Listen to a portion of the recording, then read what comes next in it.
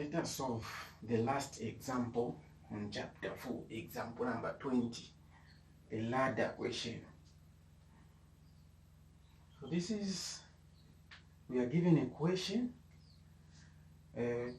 whereby the ladder is lying on the rough floor, horizontal floor, and on a smooth wall. So the ladder is in contact with rough, horizontal floor, and smooth. Now, a firefighter is supposed to climb this ladder. Now, there will be a point at which he must go. If he goes beyond that point, the ladder will no longer be in equilibrium and it will slide. Yes. So the question we have to find is, how far can the person climb from the base of the ladder to that point before the ladder starts to slip? So that is the maximum distance he can climb for him to still be in equilibrium. Any distance beyond that point, this ladder will move. So what are we supposed to do? The first thing is to draw the free body diagram to show all the forces which are acting on this beam, on this ladder. And this question, it's clearly stated that this ladder is non-uniform. Yes, it's non-uniform.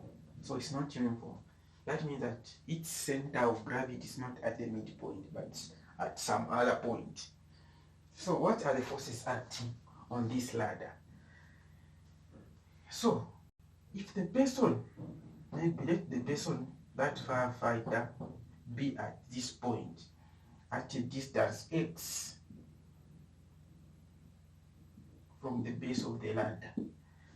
Don't know this distance. So his weight is, let it be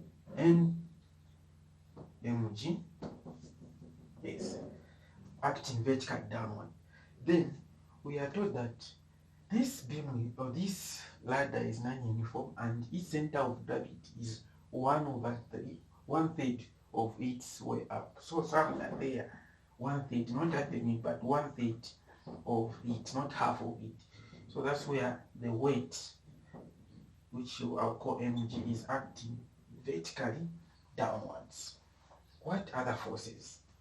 At the base or the foot of the ladder, there is normal force, reaction, perpendicular, which I'll call normal one because the ladder that is in contact with the floor.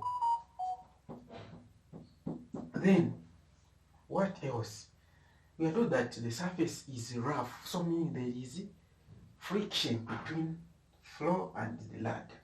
So if the ladder was to slide, definitely it will slide this way.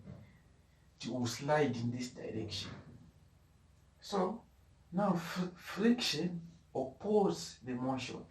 So that means that the friction must act in the opposite direction, which we call Fs, because it's static, it's not in equilibrium, so it's static friction, not kinetic. So we call it Fs in that direction, trying to prevent this object, this ladder, to slide in that direction. Now at that point, this one is smooth force, so there is only normal force perpendicular, which I'll call N2. Now this normal force is perpendicular to the surface, which is the wall. But at this point, there is no friction because it's smooth. So the only force acting there is the normal reaction to the wall. So basically, these are the forces acting. Then what else are we given? The height here. Then there is also the angle there. So the height from this point to that point is 9.3 meters. Then from that point to that point, it should be 12 meters, like that. Yes. So, in order for us to find the distance x, we have to use the principle of moments. Sum of clockwise moments must be equal to sum of anti-clockwise moments must be equal to sum of clockwise. Talks about the pivot. So we have to choose the pivot. It's either this or that. Now I would rather we choose this so that we don't count this as forces producing torque. So let's take the moment about this as a pivot, so that the other force can produce the turning effect of the ladder. So we have how many forces acting? Oh, this is N1. So N1 and Fs in this case will have no effect in terms of the turning if we choose the base of the ladder as the pivot or the fixed point. So we have this force, and that force, N2, which must be known. So this one, we know the mass and that. Then we don't know the value of N2. So there is need for us first to find the value of N2 before we proceed to use this condition. Now, how do we find N2? N2 is lying in the horizontal. So what does that mean? Summation of the forces in the horizontal is equal to 0 because this whole system is in equilibrium. It's in static equilibrium, rotational as well as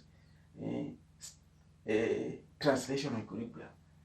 So sum of the forces in X must be equal to 0. What does that mean? It means that N2 must be equal to the forces to the left must be equal to the forces to the right. So N2 must be equal to Fs, static friction, so that it's balanced in horizontal. So, but we don't know the value of Fs either. We just given the coefficient of friction. So there is need for us to find Fs. Now, remember that static friction, the relation between friction force and the normal force. So static friction is equal to mu static times the normal force. Now the normal force, which is the perpendicular to this, is N1. So Fs is equal to mu s times N1. We have this value. We don't know this. So there is need for us to find N1. So what is N1? First, let us find the value of N1. N1 is acting in the vertical.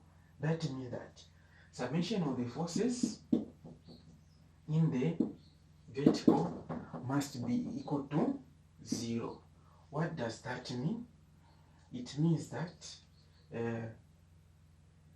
forces acting upward must be equal to forces, some of the forces acting downwards. So acting upward is on N1. So N1 must be equal to all the forces acting downwards, and in this case is mg plus m small letter rather mg, which is equal to m plus mg. So that means now the value of N2, which is equal to which is equal to Fs,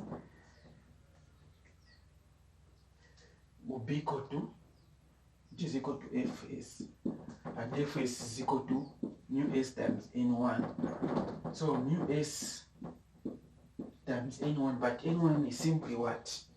Is simply mg plus small letter mg. So this is the value of N2. It will be equal to mu s mg plus m. So we now have these values, and we can find the value of N2 and then proceed to find that distance x. Let me pause for now.